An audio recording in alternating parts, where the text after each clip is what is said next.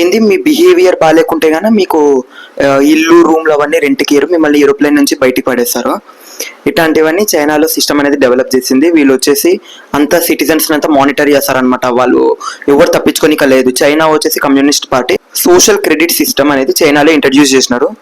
దీనివల్ల ఏం చేస్తారంటే గాన ఒక్కొక్క పర్సన్ వచ్చేది అంతా మానిటైజ్ అవుతుంటారనమాట కెమెరా కింద. వీళ్ళు ఒకవేళ బిహేవియర్ బాగాలేకుంటుంటే గాన సేమ్ ఇక్కడ క్రెడిట్ బిల్ అనేది తగ్గుతుంటది కదా మనకి, క్రెడిట్ స్కోర్ అనేది లోన్ తీసుకొని కట్టకుంటే అట్లా అక్కడ వాళ్ళకి సోషల్ క్రెడిట్ సిస్టమ్ అనేది ఒకటి ఉంటుంది. దాంట్లో వాళ్ళ స్కోర్ తగ్గుతుంది అనమాట. ఒకవేళ వాళ్ళది చాలా తక్కువ అయిపోతే గాన వాళ్ళని అసలుకి ఫ్లైట్స్ కూడా ఎక్కనియరు, వాళ్ళని పనిష్మెంట్ చేస్తారనమాట. అందుకే వీళ్ళు ఏం చేస్తారంటే గాన వచ్చిన ఫారినర్స్ అంతా బాగా అప్రోచ్ అయ్యి వాళ్ళతో బాగా మాట్లాడతారు. దీనివల్ల ఏమవుతుందంటే వాళ్ళ క్రెడిట్ సోషల్ క్రెడిట్ స్కోర్ అనేది పెరుగుతుంది. అందుకే వాళ్ళు ఎప్పుడైనా ఇండియన్ బ్లాగర్స్ అలా పోయినప్పుడు వాళ్ళు ఏం చేస్తారంటే గాన వాళ్ళ ముందు చాలా బాగా బిహేవియర్ చేస్తారనమాట. మీరు చాలా మంది బ్లాగర్స్ ని చూసింటారు చైనాకు పోయినప్పుడు.